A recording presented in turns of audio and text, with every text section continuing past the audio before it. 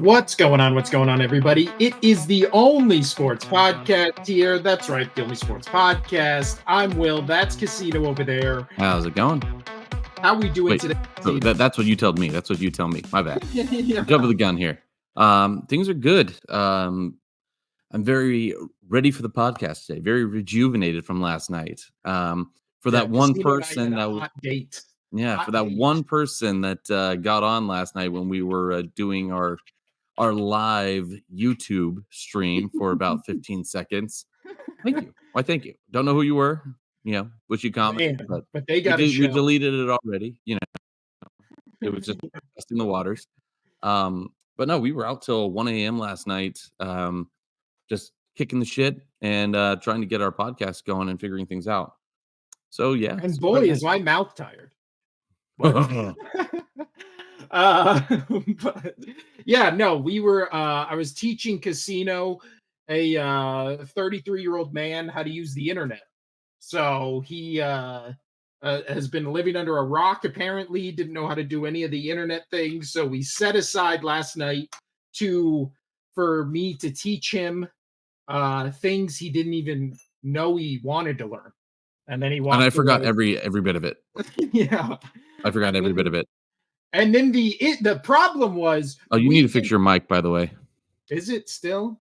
I think so. It sounds off. But anyway, so he tried to give me a crash course on things. It was fun. I did forget most of it. But I will be inevitably running the Facebook page for us here. He will be doing our Twitter or X, whatever you want to call it. The cool kids call it X, apparently. I don't know. I don't have Twitter. And then we will also be having a TikTok, my friends. So for all those hip young folk out there who have TikTok or know anything about it, I don't. Go check out our TikTok. That's why I'm not going to run it. I'm old school with my Facebook, and even that I have no idea what I'm going to do. But yeah, no, it's gonna be fun. We're really gonna hit this social media thing. So help us start promoting and like and subscribe. I hate being that person, but it's gonna help. BJ's all blurry. His 4K went out. Now he's like 2K. Like I got my microphone situated, so that's all good. My computer doesn't like, or my camera doesn't like when I put stuff close to it and then pull it away. So yeah, it'll pop on eventually. There we go. oh, there you go. But yeah, pack show today, Casino. We're gonna be talking. Last note about last night. Yeah, I should not eat loaded nachos at 12:30 at night because my stomach's hurt all morning, man. yeah. We forget. I never realize how old I am until I eat certain foods. That's when it really just kicks my ass, and then we regret growing older. And then I we had to get sleep fat on the and depressed. couch. I had to sleep on the couch upright because I had to have Tums when I got home because I Yeah. had massive heartburn and I can't lay down with Tums or it just makes it worse. Yeah, so we had a great the dangerous thing we did, Casino, was we just jumped right into talking about the podcast last night instead of just doing our pleasantries and like, oh, how's life, and then jumping into the podcast. So all the stuff I taught you about online in the podcast got washed out by just our regular life. That was Yeah. the issue. Yeah. But we are here today to talk about so many things. NBA starts tonight. The NHL is in full swing, but what we are going to talk about right now, Casino, is What are we talking? the World Series is officially set, and it is everyone's wet dream, especially MLB's. Definitely The not Dodgers. mine. That's not mine. Dodgers and the Yankees. Yankees right now, the betting favorite to win it all. Thoughts on this World Series matchup, Casino? I hate every second of it, but this is exactly what I said it was going to be. Like these are two teams that spent so much money in the off seasons, the past 2 seasons that like if they did not reach the World Series, it was a sham. Total sham. Yes. Total sham. But this is, as you said it, the MLB's wet dream. I'm just looking at Yankee home games for so starting Let's see here, because it starts Friday, right? Or when does it start? No, it starts today. Does I it don't start remember. tonight? I'll look it up. No, game one, home game one. Yankees got it. It's October 25th, so it is Friday, like I said. You want to know where the tickets are starting from? So nosebleeds, and this is a lot for baseball. Yeah. Take a guess. I want a number. For nosebleeds, 10 grand. No, okay, now you're way over it. So it's $1,216 for nosebleeds, but it is definitely going to jump up. And so that's New York. I have the Dodger one up here, and that's through SeatGeek. And now through Ticketmaster for Dodger World Series tickets. My daughter's yelling at me. Yep, she wants to be on it. Let's see here. I'll have to find that. Dang it. But anyway, It's a shitload, is what you're it's saying. a shit ton. Yes.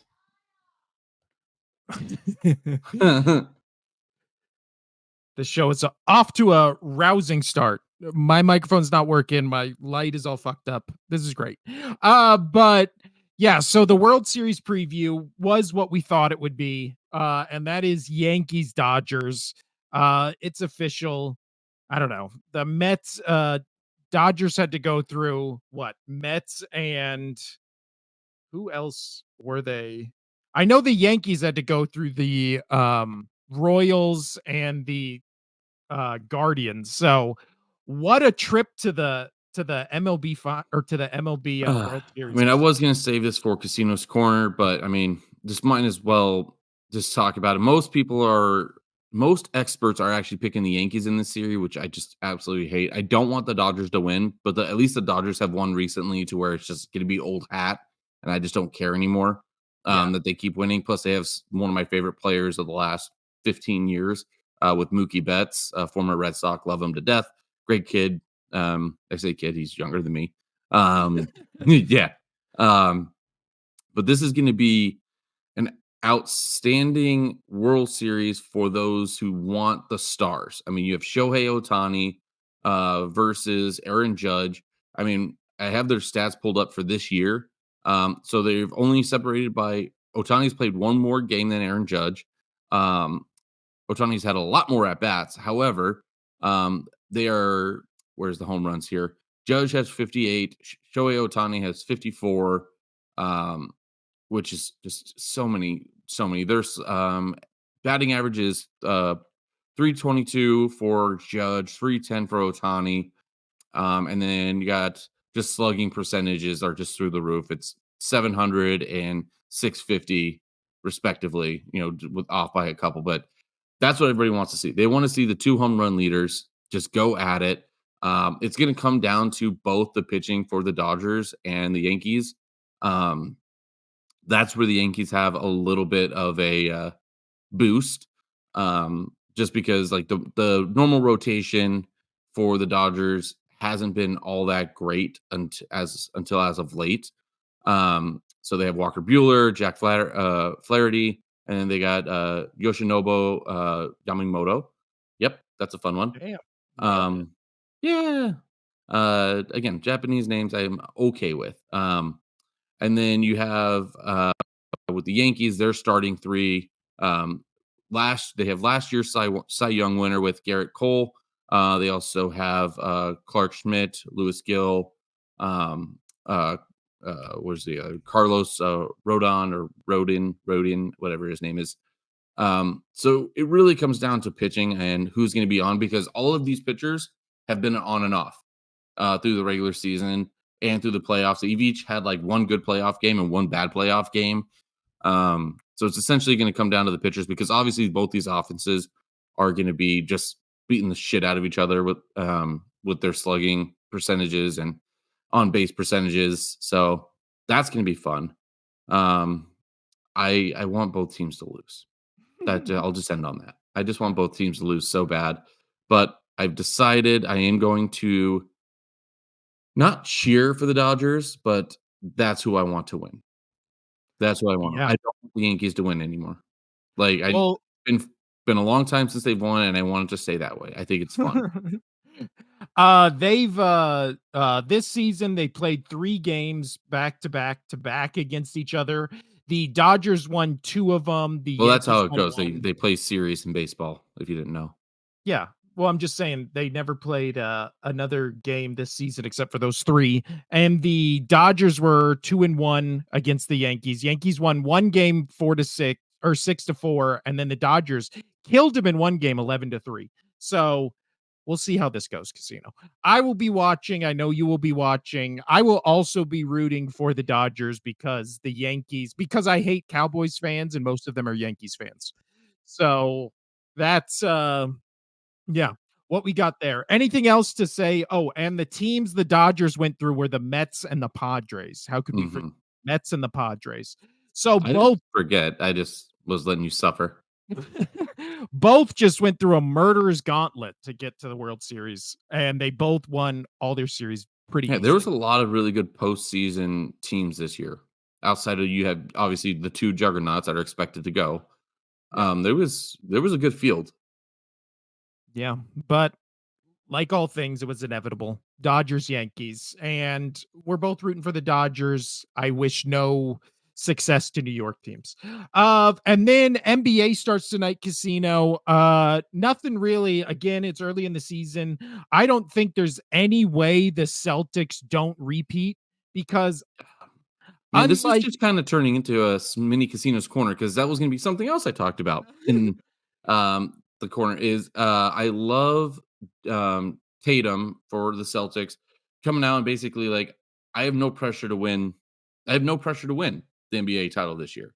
He's yeah, like, "Obviously, that's what we're gonna go for, this and that," but he was a great interview by Jason Tatum talking about how he was able to now get the monkey off his back, and he was able to just let it all go. He's like all the greats. He's like, whenever I walk in and I see Kevin Garnett sitting there sidelined, and Ray Allen, all those super great old Celtic players, and he's just like, I get to be one of those players now. I've done what I need to do. I've brought a title to Boston. This was my time. I'm paraphrasing what he was saying, yeah, but yeah. he's like, I have no pressure going into this year. The pressure is off. So I think that's going to make him even more dangerous because he's still going to perform at a high level. The team's still going to perform at a high level. Porzingis is back. They're all. And this is the crazy thing is they won that title without the person I thought they needed to win that title with, which was a true big man. I know they got Holiday still. This team is set up for a repeat here, and I think they will repeat this season. And and mainly it's not because they didn't lose anybody, from their victory last year. It's everybody's relaxed now. Like that, everybody that I'm reading up on that covers the Celtics and the NBA are just reporting that there's a calm at that camp. Like nobody's worried. Nobody's freaking out about the season. Well, So, yeah. which was the expectation of the last few years.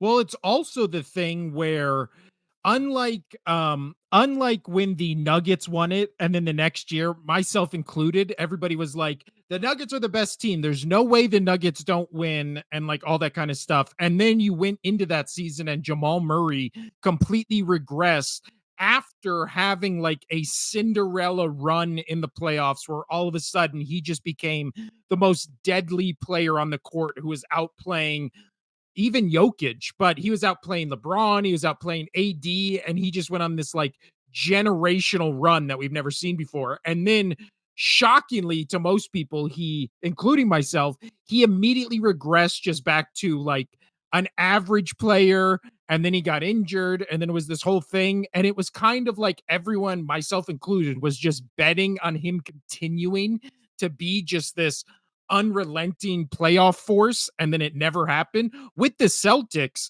they were one of the most dominant regular season teams throughout the entire season. Then it got to the playoffs. They continued that dominance. They missed a bunch of games with Porzingis, and then it was like when he comes back, they're going to be even better. And then people were like, I don't know. What if he's still injured? What if he's still hurt? I thought the He, same thing because yeah, I thought he that was the comes missing back. piece that they needed, and he was half what he probably should be. Yeah, and he came back and he still dominated. He definitely won them a couple games. And then there were all these other Cinderella teams. The Mavericks end up getting to the finals, and then everybody was hoping like, oh, Luca's going to turn into Michael Jordan, who is a poster that's hanging above my head in my son's room.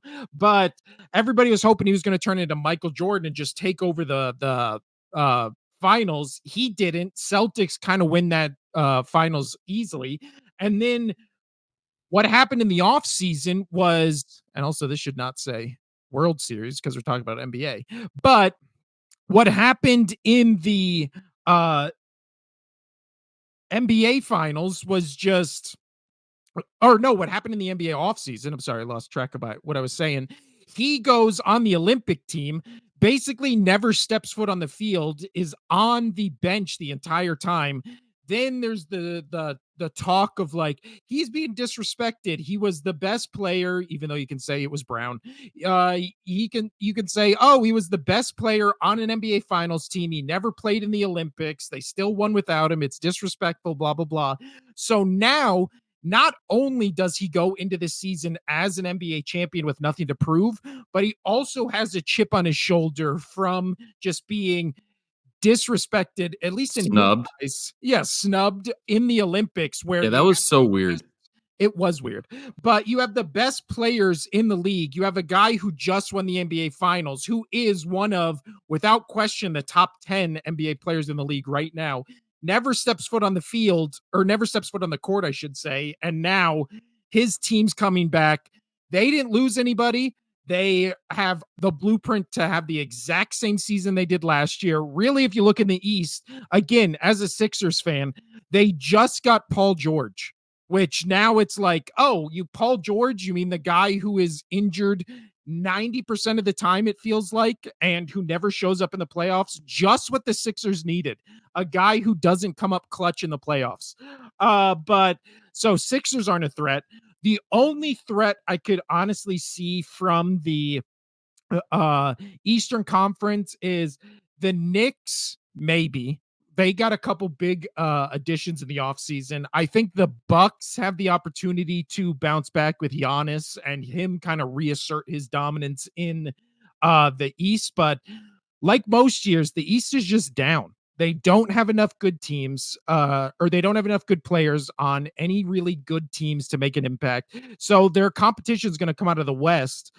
With the West, it really comes down to how will Kyrie and Luca kind of rebuild and kind of reassert themselves in the West after how hard last season was and just the offensive juggernauts they were, and then the kind of defensive liabilities their team also was during most of those games. The Lakers are not even worth talking about. No. They're done. They're gonna be a No, fight they're for gonna be a playoff. sitcom with Bronny and Braun. Yeah. And as sad as it is to say, so are the Warriors. The Warriors and Lakers are, I just feel like as long as LeBron and Steph are on both those teams, they're just going to be always the play-in games, right? At the end of the year, those are going to be the two teams fighting to see who's the 8th seed. And then I like the Pelicans. I like the Grizzlies. I like the Timberwolves. I like Well, the the Oklahoma Timberwolves, City Thunder. had a great run last year. I mean, that that was a franchise run last year and great for them. Yeah. So I'm thinking my pick might be Thunder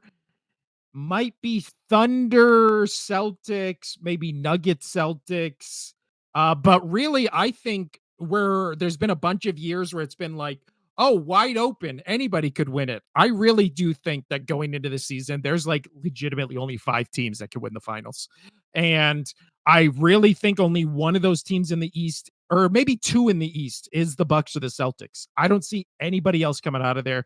Again, I want to see how the Knicks and Sixers look before I say definite, playoff contenders. But in the West, they're just stacked. They have all the good teams, all the good players. Yeah. So this NBA season is going to be, I don't want to say interesting because I think it's going to kind of be like last year where the Celtics were inevitable and you almost had to kind of make a case where they wouldn't win like instead of just being like they're going to win because that's not interesting, right? You So this year you it's have a soundboard, right? have a what? You have a soundboard, right? No, what's the soundboard? I thought you had a soundboard when we did an old podcast a long time ago in your dad's garage. Oh, I did used to have a soundboard. Yeah. Yeah, because Why? every time you Which say one? inevitable, I just want like a Inevitable. Thanos just inevitable. And then, Inevitable. like, I wanna hear, like, the doinks and the dings and every time, like uh, every but time, like, we say, like, 69 instead of, like, saying nice, we just do, like, the Shooter McGavin, like, "Shooter." Like, I don't know, like, something funny. or we just go boing, Yeah, well, yeah, boing. that's what I'm saying, it sounds fun. Yeah. Uh, we will have sound effects in the casinos corner segment. I So mean, well, shit, we've kind of done a lot of the casino corner stuff here. Casino, we're debuting something new in Casinos Corner, so I really need you to step it up. We move from MLB preview and NBA season preview to a college football week 8 recap. And also we move to our third different lighting change because for some reason my lighting is all messed up today. But Casino, let's talk about I mean, just an insane weekend of college football, like they all are. This one specifically for the Texas Georgia game. Did you watch that one? I did. Man, we thought Texas was untouchable. I really did. I thought they would be undefeated going into um, the playoffs, but that was not the case because Georgia ended up winning that game. I literally just I hate this mouse. Okay, they end up winning the game 30-15. Now Georgia after this game ranked number 2 in the nation. Texas falls all the way down to number 5, which I think is a separate discussion. And then Oregon is now number 1, which good for Oregon. They had their chance to pull in Oregon and fuck it up like they always do, and they ended up not doing it. So they deserve to be number 1 They do because I now. Yes, they do. yeah. But the main question mark from this game, Casino, is on an interception that happened. The Texas wide receiver no, the Georgia wide receiver basically runs into a Texas defender, runs directly into him, does not turn around for the ball. The ball goes right into the Texas guy's chest. He catches it for an interception, runs it back about 30 yards. And then there is a flag for pass interference on the Texas Longhorn. Yeah. So then what proceeds to happen is the game is stopped because now obviously this is not a challengeable play, right? So because it's a penalty.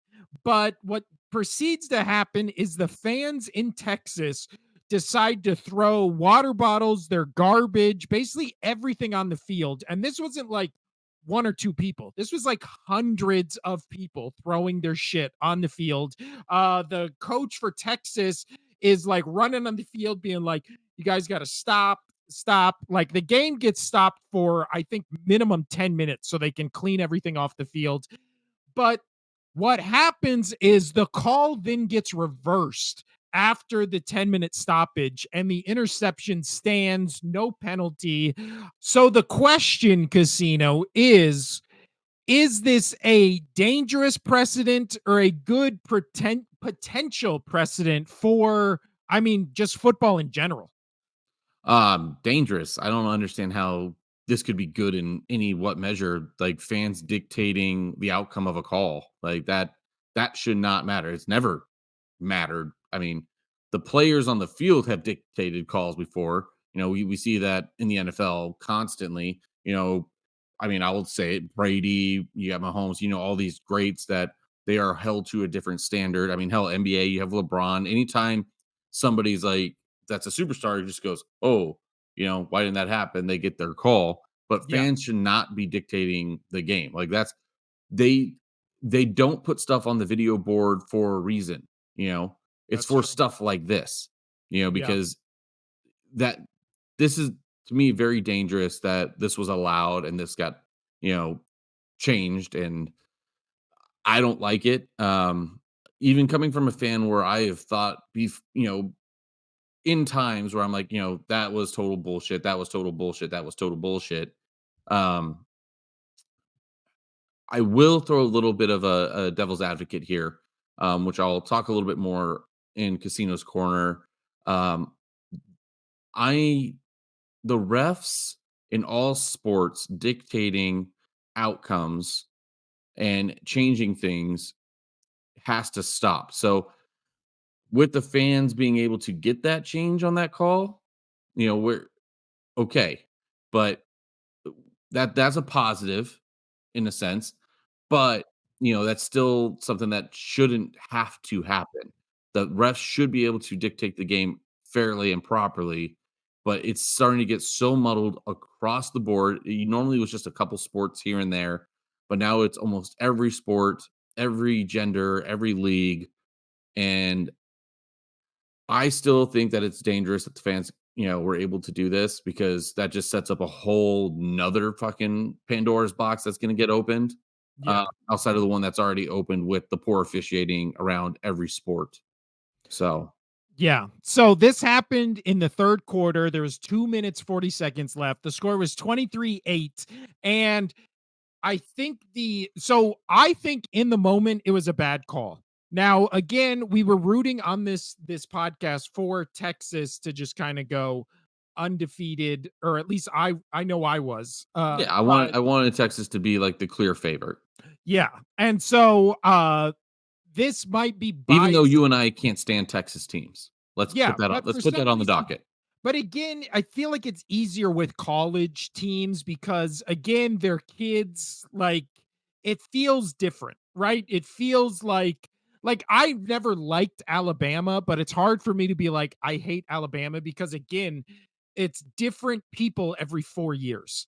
Like, get what I'm saying? Like, it's kind of, I don't know. It's weird to me when you're like, I hate this college team. And it's like, you're I just talking do about hate a that bunch of college team. you're just talking about a bunch of drunk, like 19-year-olds, No, I don't like care about living the their 19. I dream. don't care about the players. It's Yeah, the it's the brand. it's the brand of Roll Yeah. Tide.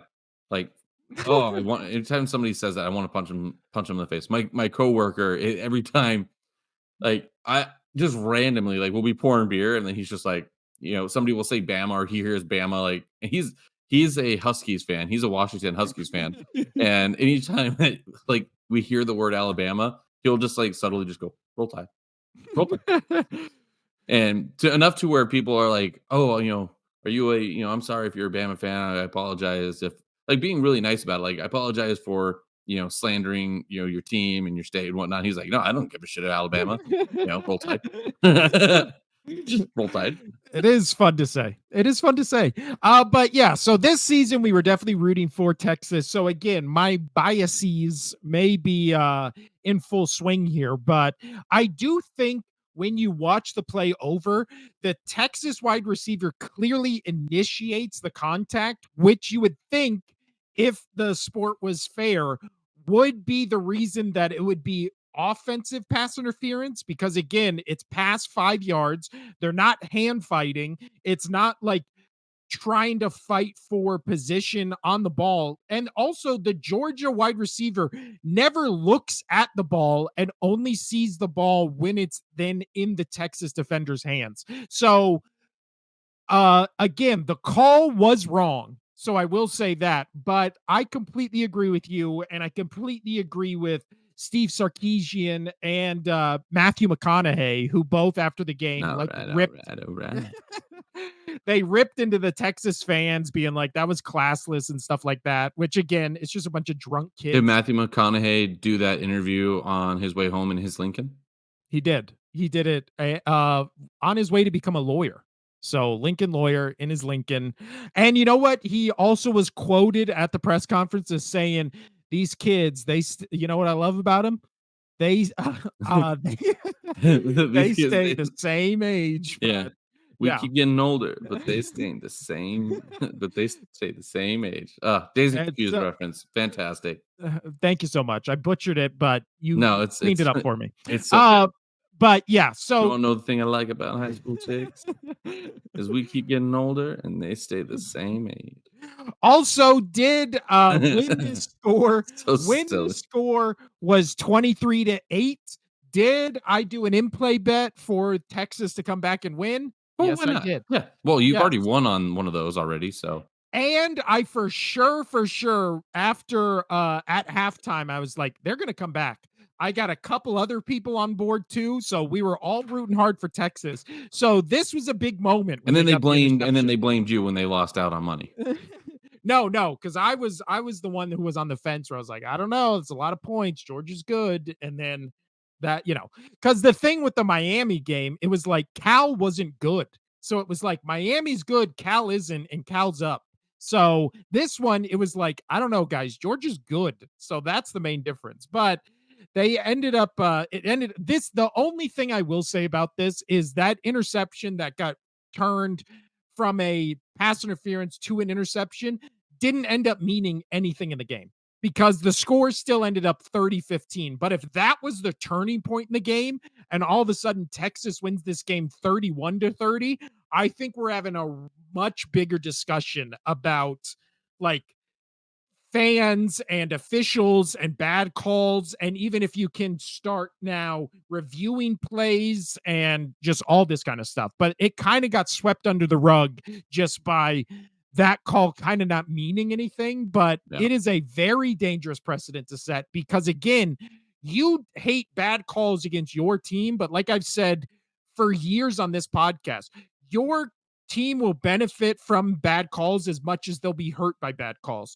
So the second you start putting your foot in the ground and being like, no bad calls ever happen, that puts you in a corner where you can never bitch about And officiating. you never should put baby in a corner. Exactly. That's what I'm saying, Casino, because they stay the same age and you keep getting older or whatever. But now, Casino, uh, is there, I know, I also, after the Texas Georgia game, I watched the UNLV Oregon State game. I know you did as well. This Friday is the Oh, maybe the biggest game in UNLV college football football. history, It is. It's 100% the biggest game in UNLV history. which Biggest. we'll talk about on Thursday's Because episode. essentially, I mean, yes, Army is doing really, really well, and there's people talking about Army potentially getting that last, winning their conference and getting that last spot in the college playoffs. That Well, 12th. Army or Navy, both undefeated. Is it? I think yes, but I believe Army is the one that they have. Some people have projected, but essentially, a lot of people are saying it comes down to Boise State UNLV. Yeah. Um, and with what they have done, I mean, that was a good road win for UNLV because it was actually against a team with a winning record because Kansas and Houston are only combined for 4 for 10, no 4-10, 4 wins, 10 losses collectively, which is not good to help their entry into it. But no, it's gonna be a fun one. Also, I watched that game and I had it to juice the score a little on my bet with Texas. I had UNLV, the under, and then +7, never a doubt, until all of a sudden Oregon State was in the red zone throwing for Well, I I touchdown. I I The last play of blame the I game. blame a regular at my work who came in and he was like, "Oh, UNLV, they were down, and what a comeback, they're gonna win the game." And I was just like, "You son of a bitch." And then every time they they scored, they got closer. I just gave him the death stare, and I'm like, "I will cut you off. Like your wife can stay and drink, but I'm serious. You are done drinking for the night. Like I'm done." And he Yeah. was like, "Really, man?" I was like, "Yeah, no, like really." It's funny. The best part about it is though, she was like, she's like slaps, and she's like, "You know better. You've known him for 4 years. And you know how he is with sports. You know better." And she was like Yeah. totally on my side, and I he was would have like, "Yeah." I would have backed you up 100%. Yeah. I was so Uh, ugh. But other than that, Casino, the two games I wanted to talk about was or we can just briefly touch on this one. Illinois beats Michigan 21-7. We called that on this podcast. Michigan, they'll be lucky if they're a 7-win team this season. They just look like Yeah. night and day compared to the national champions from last year. Um, Bama is out of the a lot of people have Bama out of the playoffs, which totally rightfully so, in my opinion. Well, funny enough, that's the game we're talking about next. Tennessee Volunteers, now number 7 in the nation, beat a team that for some reason is still in the top 25 in the Alabama, or not even in the top 25. How is this team still in the top 20? Alabama, now 5-2. Tennessee Volunteers 24-17. They beat Bama in Tennessee. I mean, Jalen Milroe was supposed to be like the next great Alabama quarterback that was a Heisman hopeful, blah, blah, blah, blah, blah. He has a pretty awful game, 25 for 45, 239, one touchdown, two interceptions. Uh, really, what it was is Tennessee just made all the halftime adjustments in an already close game and then scored 24 points in the second half. And that was enough to win. They basically out bullied Alabama, like pushed Alabama around in a way we've never seen them get pushed around, especially in the Nick Saban era. So that was a game that I watched with glee. I watched with fun. Yippee! Yeah, and I really thought at the end Alabama was going to come back, but sure enough, Tennessee holds them off. Thoughts on that game as a whole, and now I'm Tennessee? just I'm happy that Tennessee won. I'm very happy that the struggling Bama, Alabama, Roll Tide lost, and I'm really, really, really happy about that. I don't want them in the playoffs. I want this 12-team playoff to not have Bama in it, and it just make me really, really happy. Just Yeah, really happy. and I think at this point, I mean, even if Alabama wins out, I don't think there's any shot they get in. But then No, again, you have you could two. You say have two that. lot. You have two losses. One of them really bad, and you almost lost to South Carolina as well. Yeah. And again, who says this is their last loss of the season? I mean, they could Right. easily lose more games on their schedule. So I don't know. It was a really good game. It really did feel like Alabama could come back at any moment. And then he just throws Milroe with a minute 24 left in the fourth quarter. He just throws that second interception. That was just basically the game. The dagger in the heart of Alabama fans. Tennessee, it was Roll in Tide. Tennessee. So they're going crazy. Yeah, great game, great game. And then the last game I wanted to talk about, Casino, was the uh, was the did you watch any of the Miami, Florida, Louisville game? No, I did not. It's 0.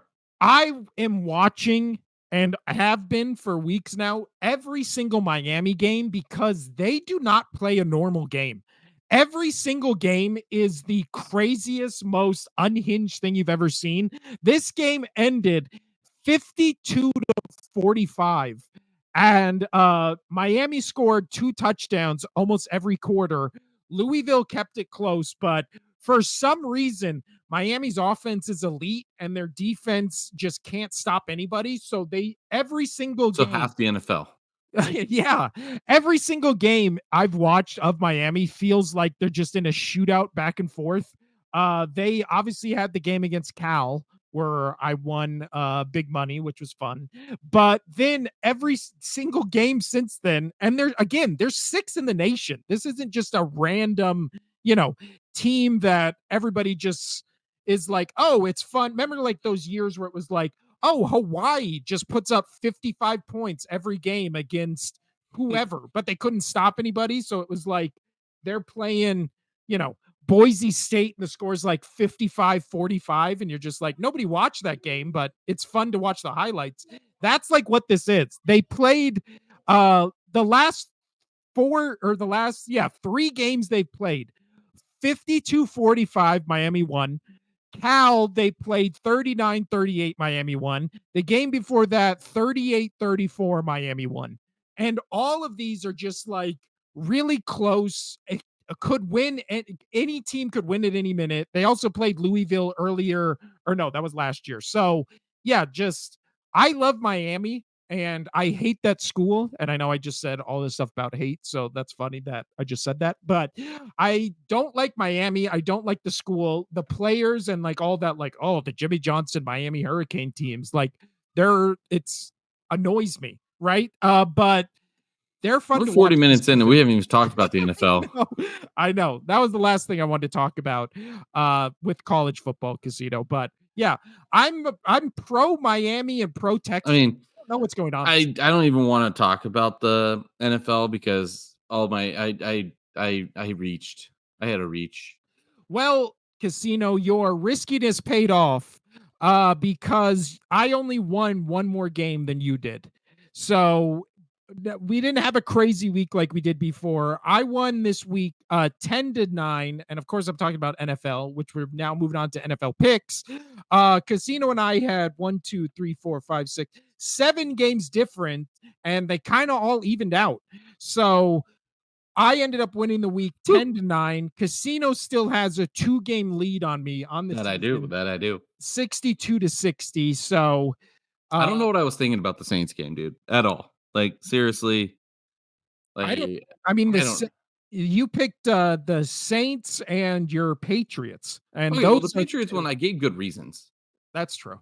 The Saints one, yeah. I don't know why it was Desmond but Ritter. I'll be honest, I did forget that the Jaguars were just living in London for the last 3 weeks. So Yeah, they have home residency there. But we're talking about the miserable games casino. Of course, we always talk when we make our picks or when we talk about it, we go marquee, mid, and miserable matchups. Let's start with the marquee matchups of the week, which all these Ooh, games doggy. delivered. All of them. And first, we talk about the Lions who outlasted the Vikings. It's a And great way to put that. 31-29. Now the Lions sit atop the NFC North at 5-1. The Vikings get their first loss of the season, also 5-1. Game ends up being 31 to Dude, 29. I want to just read some of these stats here. Like, so first downs, 19 for Lions, 16 for the Vikings. The efficiency on third down was 4 out of 10 for both teams. Total plays were only separated by 4. Uh, they allowed the same amount of sacks. Lions punted one more time than the Vikings. They both each had 1 turnover. They both had 8 penalties, and their time of possession was less than 2 minutes per. And then their total yards 391, 383, 247 for pass, 247 for passing, 244 for passing, 144 for rushing, 139 for rushing. Like yards per play, 7 and 7.4. Yeah. Holy shit. Like these No, this was a like great game. this was insanely delightful. Minnesota, I was a little worried when they got out to that hot start and Vikings couldn't do any or Lions couldn't do anything. But, starting in the second quarter, Lions they were 21-0 against the Vikings in the second quarter. And man, just Jared Goff coming back, man, and leading a drive to get this team down there for a field goal. I just outstanding. This game was just outstanding. He was 22 for 25, 2 touchdowns, 280. Sam Darnold did have the pick. Amon-Ra St. Brown had a great game. Justin Jefferson had a great game. Both Jamar Gibbs had a great game. Aaron Jones had a great game. Like this was just this. You can't say the defenses didn't do anything because they were still able to produce a turnover each. Like this was just one of the best games I have seen in the last like 3 years. It was Yeah. so well matched, so identical. I loved every second of it. And it felt like a playoff game. It Like it felt like really did. exactly what it was. It was whoever wins this game, I know they have another meeting, but whoever wins this game is gonna win the North. Like, Yeah. and it was outstanding. Yeah. And I also I think call the that Lions. Woo!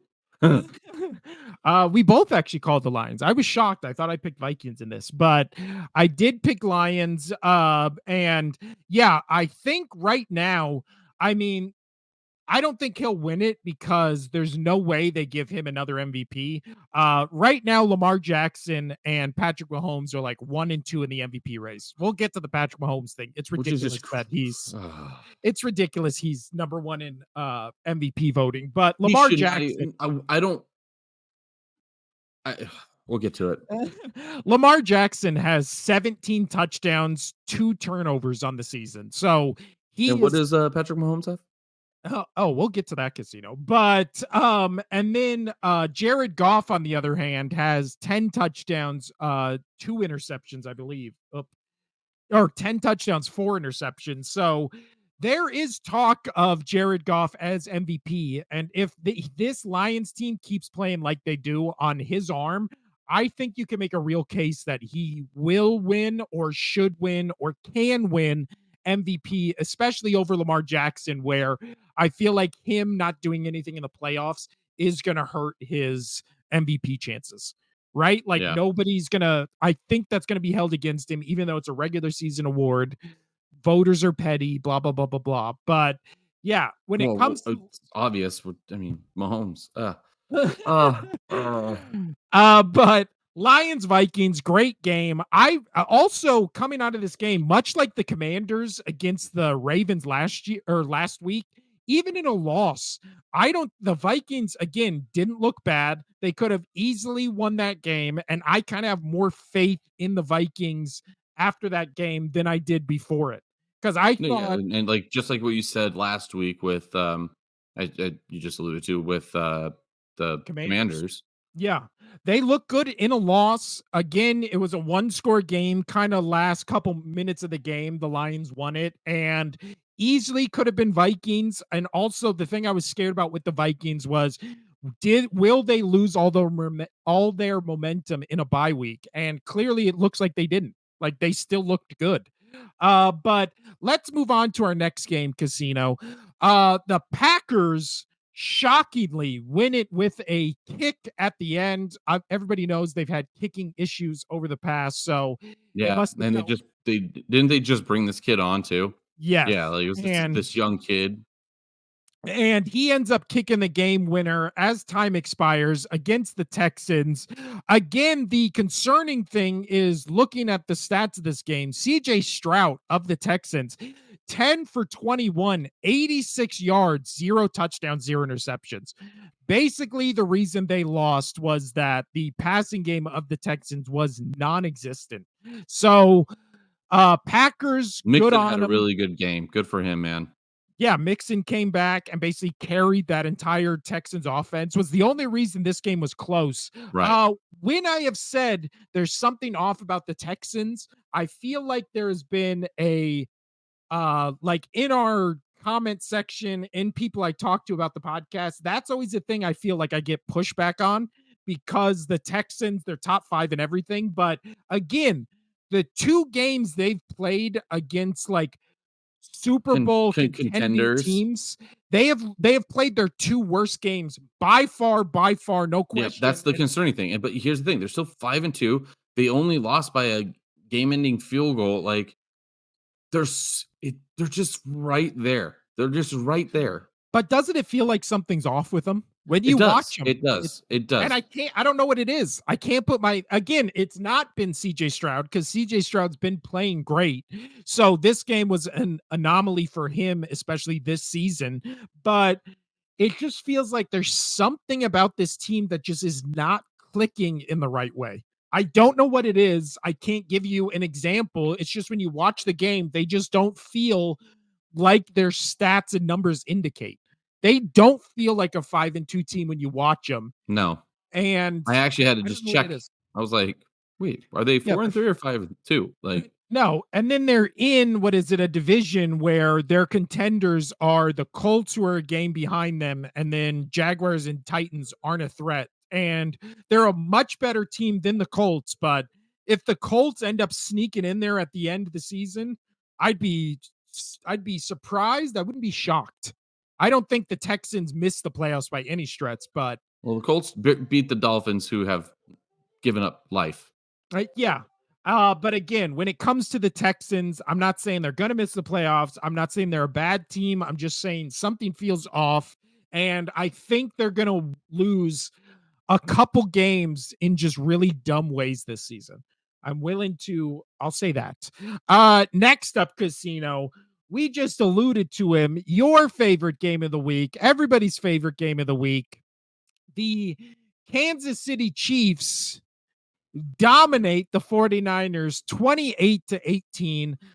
Now all of a sudden, I mean, the 2 year I mean, it would dominate. They were Brock Purdy throws that interception late in that game, but like he got hit as he was throwing it. I don't think it would have been an interception. I don't think it would have been caught by his player because he tried to thread the needle, but it took enough speed off for the interception. Um, I I just don't get Patrick Mahomes did not throw a touchdown, but he did throw two fucking interceptions. Part of my language, my daughter. I love you very much. Don't repeat that word.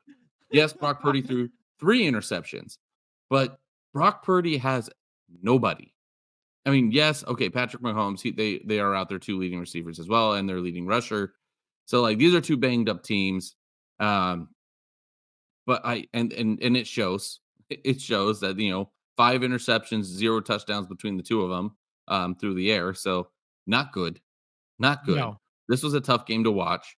I feel so, and you said it when we talked last night. Brock Purdy was just getting absolutely ripped by the media, which he has nobody. Like I'm just so what I mean, are we just so far on the outliers of liking Brock Purdy? Like, I just don't get it. Well, no. I mean, this is clear that he can't play quarterback because he had one bad game in 2 years. So this is clear that he's a shit quarterback. Like that's the thing I hate about the When Brock when he Purdy. loses Brandon Ayuk, when Brandon Ayuk has an AC MCL tear and he's done for the season. Then you also have Debo Samuel in the hospitalized for pneumonia, and no Christian McCaffrey. Like his weapons are just gone. Their only saving grace is, I mean, they do have that running back that's done Mason. Jordan Mason that's done. He didn't have a great game. He only had 58 yards on 14 carries, but like he's not expected to be the guy, but he has to be the guy this year. Yeah. Well, clearly it's like I don't know what is in the water in the NFC West, but it just feels like every team in that division is kind of dealing with the injury bug. We saw this past week where it was, DK Metcalf's potentially out. There was a couple other Seahawks guys. Obviously, the Rams, basically their entire team is injured. And now the 49ers, Ayuk is now out for the season with ACL or MCL or something like that. Basically, these two teams are very similar when it comes to offensively. Both of their starting running backs are injured. Both of their top three pass catchers are injured. The only thing they have basically on offense is their tight ends, right? In Kittle and Kelsey. And they had very similar stats because of that. So we can also put to bed that whole thing where it's like, oh, well, you don't need running backs. You don't need wide receivers. And then it's like, really? Have you watched teams that lose their running back or wide receivers? Because it looks a lot like this game. Yeah. Like, I got to ask you this. Do you think now with all of the injuries to both the Chiefs and the Niners, I would say are done. The Niners are done. At 3-4. I think at 3-4, the Niners are done. Even though the Chiefs are undefeated here, like the Chiefs are undefeated, Patrick Mahomes is 6 touchdowns, 8 interceptions with a rating of 82.5. First off, were you lying to me that he's a front runner for the MVP? No, I believe he's still number one on MVP. How? Because his team's undefeated. I don't give it. That doesn't mean he's the most valuable player. MVP stands for most valuable player.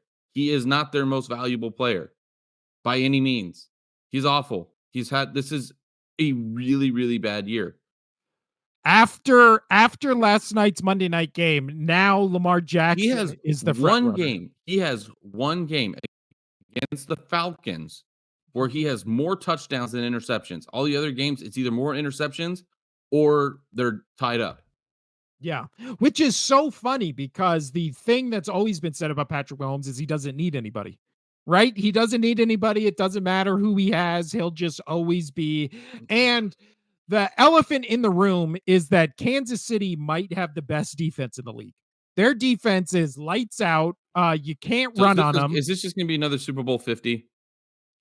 I mean, it's kind of looking that way because I mean, but see, the saving grace really is in the AFC. If we look at divisions right now, so again, the contenders against the Chiefs, if we're just going to look at what playoff teams are, it's going to be the Bills, which we've seen that story how many times now?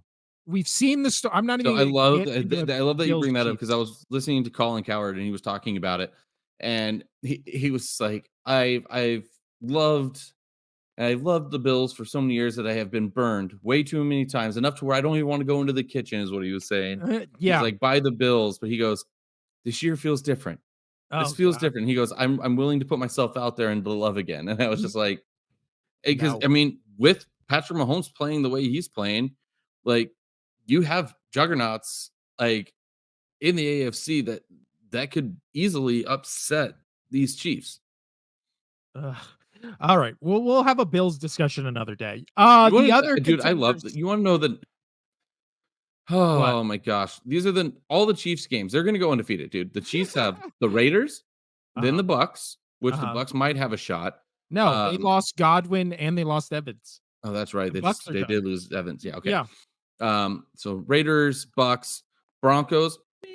No. Then they have the Bills, but then they got Panthers, Raiders again, Chargers, Browns. Texans. We don't know what they're going to be. Steelers, Broncos. So what? You've got 2.5 tough games. One that's actually a legitimate tough game against the Bills. That's it. They're Well, going to go what's that? undefeated. It's going to be fucking.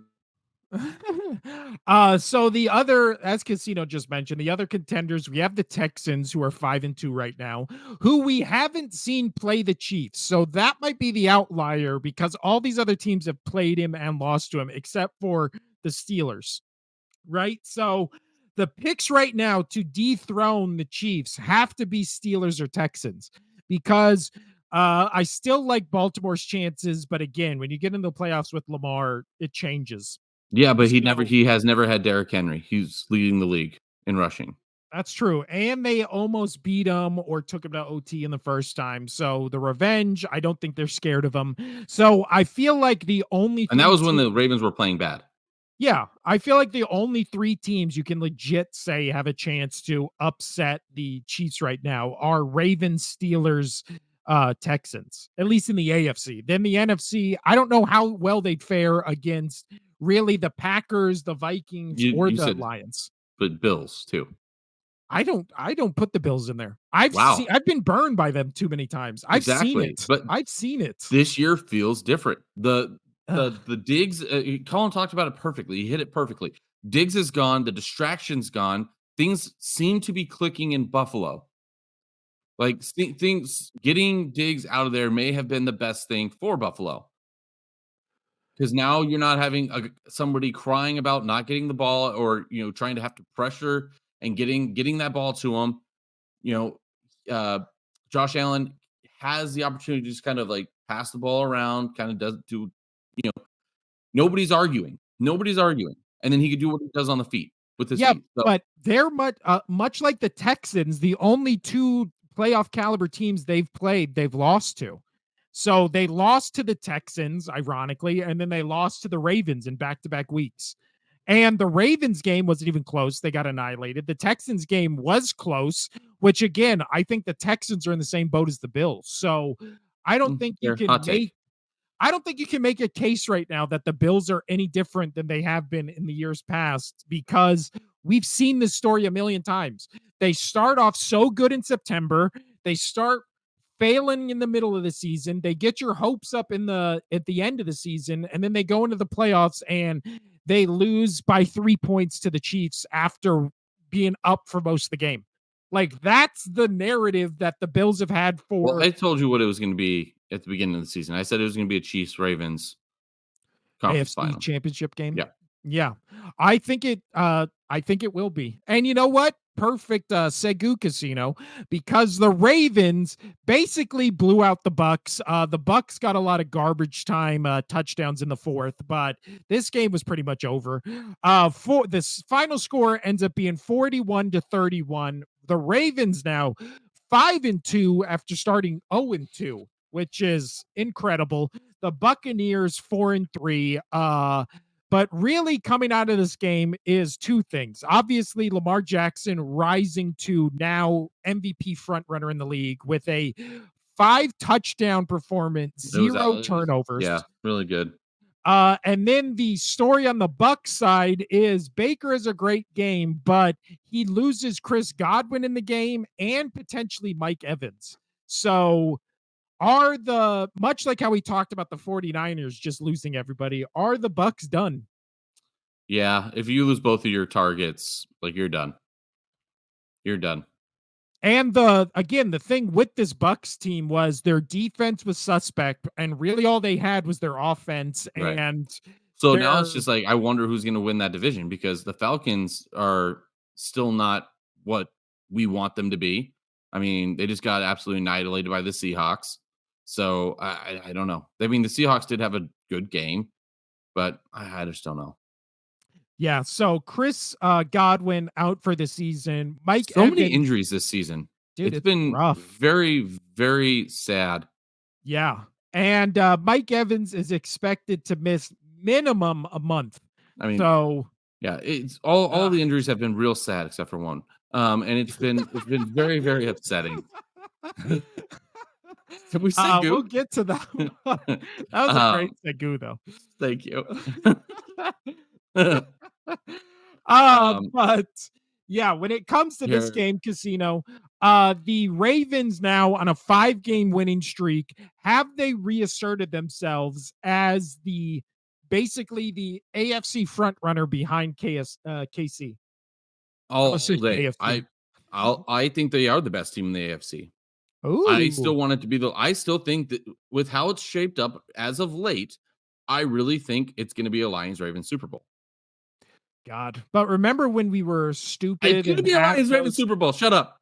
Remember when we had those pie in the sky dreams last year? Ravens Super Bowl. Just stop, man. Just stop.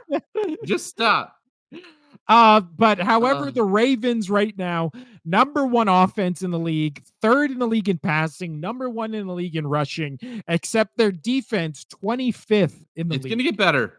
It's Lions stats way better than that. We're going to have to move this forward a little bit. I got to start moving. So I'm going to take over the reins here. Let's go up to your Eagles Giants. Is that a mid? That's not in mid. Okay, what are the mids? The mids, let's go to Seahawks, who destroyed we got to go Falcons. fast through these. I'm running out of time. Casino's on a time crunch. Seahawks, Falcons. Does this question you how legit the Falcons are? I mean, yeah, it does. Bijan Robinson had an over 100-yard rushing. Fine. Kirk Cousins still got a touchdown, but he had 2 interceptions. He's throwing 35 times, but for being paid that much, he should be throwing. I don't care how old you are. Get a bionic arm. But Gino was good, and yeah, Gina.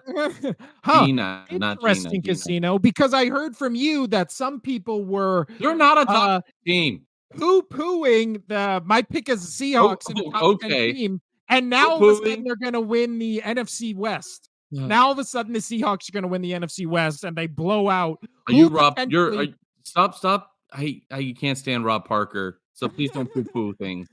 That is where I got it from. Shout out. Yeah, I know where you poo-poo. I'm Rob Parker. I hate Tom Brady. Poo-poo. But yeah, so when we do our rankings on Thursday, just to say this, I hear he's a really, really nice guy, and he treats everybody with the utmost respect, which I've always liked Rob Parker. I would love to meet him, and actually, he sounds like a really genuinely nice guy. But his hate for Tom Brady and him saying poo poo annoys the hell out of me. But yeah, When it comes to our rankings on Thursday, No. maybe Seahawks make an appearance on my list is all I'm saying. They'll probably make an appearance, but they're not going to break our top 7 collectively. No. I No, will throw my computer. but Geno Smith, I still believe the number one passer in the league in Okay, I terms won't of throw my yards. computer away, honey. I promise. But yeah, he's thrown for almost 2,000 yards, only 8 touchdowns, though, 6 interceptions. So that is concerning. But the Falcons, when it comes to them, obviously, what we've said has been their issue all season has been the defense. And we thought it would be very similar to last year's defense. It hasn't been, and they've been allowing a shit ton of points. But with what happened to the Bucks, I mean, this is their chance to reel off a couple wins and win that division. I mean, now it looks like 9-8, 10-7 win that division. So, or 10-8, 9 and whatever the extra game is now. All right, Casino. Now let's move on to a game we don't really have to talk much about because we were wrong. No, we Russell weren't. Wilson looks good. No, we weren't. No, we Russell weren't. Wilson looks good. He looked good late. He looked good late, and when I say good, decent. Well, he also outplayed Aaron Rodgers. Aaron Rodgers, 24 for 39. We all know Aaron 276. Rodgers is a sham, so no. 1 touchdown, 2 interceptions. Russell Wilson comes in 16 completions out of 29 attempts, No. 264, 2 touchdowns. Boo. Are you poo-pooing Russell Wilson? I'm poo-pooing. I'm booing. Oh, boo-booing. I've been poo-pooing all morning via those loaded nachos. So. But George Pickens has a great game. He is now I'm gonna throw the Hail Mary ball to you and you're gonna catch it in the most insane way ever. Like he's now just that wide receiver. But Steelers, again, if they keep playing like this, they look great. Jets, funny. I thought Devontae Adams. Yeah, Steelers are 5-2. Casino consistently doubts them. And let's see who picked who in this game. Oh, that's right. I picked the Steelers. Casino picked the Jets. I don't know what I was Casino. thinking. Leave me alone. I don't know what you were thinking either. I had an odd day. But Steelers blow them out. Do you have more confidence in the Steelers now with Wilson? The same amount. He's the same amount. You were right. Casino's a hater. Good. Justin Fields did just fine. I don't like Russell Wilson. I just don't. What, honey?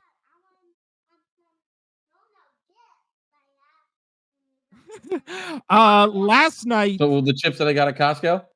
Okay, give me a second. Maybe the most shocking game of the weekend to me happened last night, Casino, and that was the Cardinals winning 17-15. Not only did they win 17-15, but the way that game was played was the Cardinals basically out-toughed the Chargers in what I called an insane coaching mismatch where you had Harbaugh versus Murph from Practical Jokers in Gannon. So this is the one that I feel like I'm most disappointed in the outcome. I didn't watch a single ounce of this game. Zero. It was like zero. I'll be honest. I didn't really watch much of any football yesterday. I watched very minimal of the Ravens Bucks. Very minimal actually. Yeah. Sorry. I was watching Lord of the Rings. You're going to hate me. Return of the King. Come on now. Won 7 Oscars. Let's go. But yeah, Justin Herbert finally had a good game this season, 27-39, 349 yards. But what does that say where they get away from their run or their game plan of running the ball and they throw it almost 40 times and all of a sudden, you know what? I might be joining you. Justin Herbert might be a scam. Oh, now our last mid-game Casino was happened all the way back on Thursday. We don't really need to talk about it. Broncos, I don't know what I was thinking. Broncos blow out the Saints. The Saints again. Spencer Rattler had 2 or 3 of the dumbest plays I've ever seen in football. But besides that, he didn't look that bad, especially for a rookie quarterback. But speaking of rookie quarterbacks, Bo Nix, again, he doesn't really do anything crazy with his arm. He had that pass that went viral where he somehow missed a guy like 5 yards away from the ball, both in front of and behind. So he had two open guys and like perfectly put the ball in the middle of those two to where neither of them could catch it, which was almost as impressive as it was sad. But what I do like about Bo Nix is he just gets it done with his legs. 10 carries, 75 yards. He's very mobile, much more athletic than I thought he would be as a running quarterback in the NFL. So shout out to Bo Nix. But again, he doesn't really have to do much with how great the Broncos defense is. Their defense might potentially rival Kansas City as the best defense in the league. I feel like it's maybe Chiefs, Broncos, Bears as the best defenses in the league. Maybe there's a team or two I'm missing right there, but yeah, not shocking, at least for me, that the Broncos blew out the Saints. It was Sean Payton's return game. Broncos are a much better team. Again, I'll admit when I was wrong. Broncos are good. I don't know how good they are. I don't know if they're playoff good. In the AFC, they might be because it looks like, let's see, there's going to be one team out of the AFC East. There's going to be potentially three teams out of the AFC North, potentially two teams out of the AFC South. And then when you get to the AFC West, it basically becomes them or the Chargers. So yeah, they're a sneaky potential playoff team that I think loses in the first round. But when you have a good defense, anything is possible. Now, Casino, our mid matchups, and then Casino's corner, and we'll get out of here. Or I'm sorry, not our mid matchups, our miserable matchups. And nothing's more miserable than the Patriots in London. Talk about your team, Casino. First off, my friends hit their bet. I'll say that. There you go. Yeah, I mean and you want take a guess of what the bet was. That the Drake May would throw for over 250 yards and 2 touchdowns or more, and he did. That's I mean, a he had risky bet. Not really.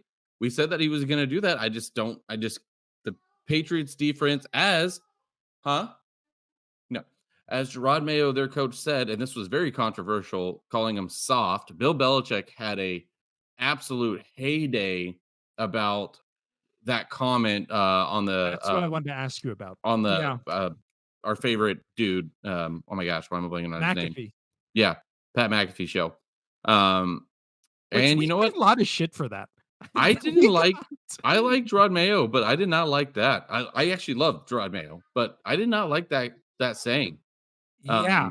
Also, there's been this weird thing with Gerard Mayo where when he's on the sidelines, he doesn't look like he is ever interacting with any players or coaches, and he kind of just stands alone. And then afterwards, in the post game, he kind of throws everybody else under the bus and never takes a I'm starting to like.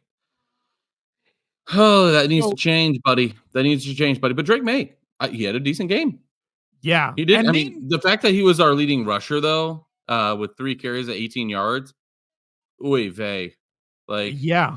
Well, also, what do you think of his comments about Polk basically being like, he's not tough enough, and then Polk on his Instagram kind of just being like that 50 Cent meme where he's like, why fuck me?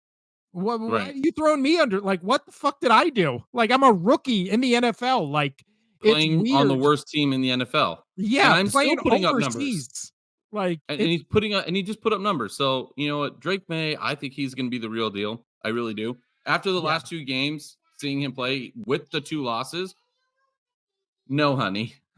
No, I told you it's going off the rails. My son's waking up. It's late. My daughter's been great for an hour and a half. Now we're screwed. Yeah. But no, I'll say I've been really impressed with both Drake May and Bo Nix. Both of them look pretty much better than I thought they would be. And especially with Drake May, like the coaching is all over the place. He has nobody on offense. I think you have the worst offensive weapons in the entire league. Oh yeah, 100%. And he's still putting up good numbers. Dare I say great numbers. I don't know how long Mayo lasts as the head coach because it seems like all of a sudden he's an asshole. He'll probably get one more year. Players agree. Like, he'll probably get one more year. I would make a bet right now that he doesn't make it through halfway of the next season. If they're as bad, yeah. Yes. Fair. Okay. Next up, Casino, we got 5 more game, but we'll Yeah, just go through these really quick. yeah, because I have 0 time. Nothing really to say here. Bills destroy the Titans. We saw that was coming. Colts Dolphins. I didn't watch a single second of, except all I know is that no Colts player or really no Dolphins player is worth starting with the Colts when Anthony Richardson is in, and with the Dolphins when Tua is out. So when Tua is out, the Dolphins offense has no players worthwhile for fantasy. And then on the Colts team, when Flacco is not the quarterback, no wide receivers or really running backs or tight ends have any fantasy value whatsoever. So basically, didn't watch a second of this game. Now we were going to uh well, I'll save that for when Casino gets back. My Eagles eviscerate the Giants. Again, I didn't understand the notion going into this game that most people had the Giants beating the Eagles. I don't know if you've ever watched an Eagles Giants game. The Eagles have owned the Giants basically my entire life. Again, that's why it's so confusing why the You were Giants right. are losing Saquon to us. Barkley killed it. He was his return game. The Giants suck. Yeah, again, I didn't understand, but I you jumped weren't back the in for the listeners. yeah, you weren't the only one though. I was flabbergasted by how many people were like, the Giants are gonna beat Well, the again, I Eagles. don't think we were far off the mark for the reasons why, though. The Eagles have been struggling, and they were one good play away from lose. If they didn't have that play to Brown, they could have easily lost that game, Yeah. last week. And then the Giants have been sneaky competitive. So I don't think we were anywhere on the realm of being wrong. Except you were wrong because the Eagles annihilated the Giants. And we were talking about sacks and how good the front seven of the Giants were. They did end up getting 5 sacks. Only thing is, the Eagles got 8 sacks. So, Eagles defense, A lot of again, sacks. with That's the 13 sacks. with the Eagles, One would say they're balling out. the past 2 weeks, that is a good one. But with the Eagles the last 2 weeks, I will say the thing that's very comforting is how good offensively they look now that they have both Brown and Smith back, and how competent defensively they look, based completely the polar opposite of how they looked in every game last season. And then they haven't had any turnovers the past 2 games. And both of them, again, if you watch that Browns game, there was not 1 second of that game I thought the Browns were going to win it. They shut down the Browns completely. So I know the box score is different, but this game was a blowout basically from the beginning. So I'm optimistic now about the Eagles. We don't have to talk about the last 2, Casino. Raiders Rams, I didn't watch a second of. And But just know the Raiders had 4 turnovers. Gardner Minshew threw 3 picks. Like yeah. that was the story of the game. Well, The also Rams don't have anything on offense. They shouldn't have. Their total yards, I mean, were 259. But they shouldn't have won that game. It was their turnovers that were created. So good on their defense. Well, My also wife just Aiden told me. O'Connell started that game, almost immediately knocked out of it. Gardner Minshew comes back in after being benched and then throws 3 interceptions. Yeah. So maybe that's why he got benched. And then Commanders crushed the Panthers. Jaden It was Daniels, what we've after been worried about. the first score of the game was a pick 6, and that was done. It was done. Yeah. And then what we've been worried about, Jaden Daniels got in this game, immediately knocked out of the game on a running play. It's a rib injury. I hope, even as a rival in my own division, I don't want to see Jaden Daniels hurt. I don't want to see any player hurt except the one who did get hurt this weekend that we'll probably talk about on Thursday. I think we've run out of time. I think we can deep dive into that more. Yeah. Do you think he's done? Who? Jaden Daniels? No. Yeah. They said it's a rib injury. I think he will miss significant time, though, which will be sad to watch. But then I'll tell you what, props to Marcus Mariota. Marcus Mariota came in. Good for him. With the Eagles last year as the backup, he looked absolutely washed. So then all of a sudden he goes to the Commanders. He comes in this game in relief of Daniels, 18 for 23, 205 yards, 2 touchdowns, no Good on turnovers. him. Yeah, that's what you want to see. But And he rushed for 34 yards. Yeah. Maybe Commanders quarterback should stop running, because you think RG3, now Jaden Daniels, just stop running. But Casino, that is it for this week. Do we want to see Casino's Corner? Do we want to save it for Thursday? We can save it Thursday. I gotta go. Yeah. Essentially, I'll just brief you on what's going to happen. WNBA, you had the finals happen. There was controversy, really bad officiating for the whole thing. The WNBA, basically, they're opting out of their contract because they want more, which rightfully so they should. So we'll deep dive into that a little bit more on another Yeah. day. And then something really cool, though, for any U.S. soccer fan out there or just any soccer fans, one of the coolest goals you'll ever see is it's called an Olympico, which is a corner kick where they kick it directly into the net. They curve it into the net, past the goalie, and everything, which is awesome.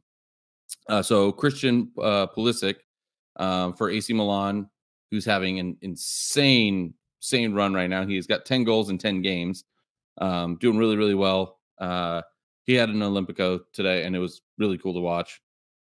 And he did it like a champ too. Like he didn't like freak out. He scored it and was just like threw his hands up. Was just like, I just did that. Cool. So that was pretty cool. So if you want to just see cool goals in general, look up any soccer Olympica goals. They're really, really cool to watch. Nothing like taking a corner kick and just bending it, defying physics and just bending it into the fucking net. Just pretty cool. That was a micro Casinos Corner. We'll be back with a full Casinos Corner on Thursday. Also, we'll talk about the whole Deshaun Watson situation, which we didn't get to on this episode. We'll make our picks. We'll do our team rankings. Also on Thursday, we'll talk about some NBA, some NHL, and I guess we preview the World Series. So the first game won't happen by the time we do next episode, but this has been the Only Sports Podcast. I'm Will. That's Casino over there. And yeah, adios. Amigos.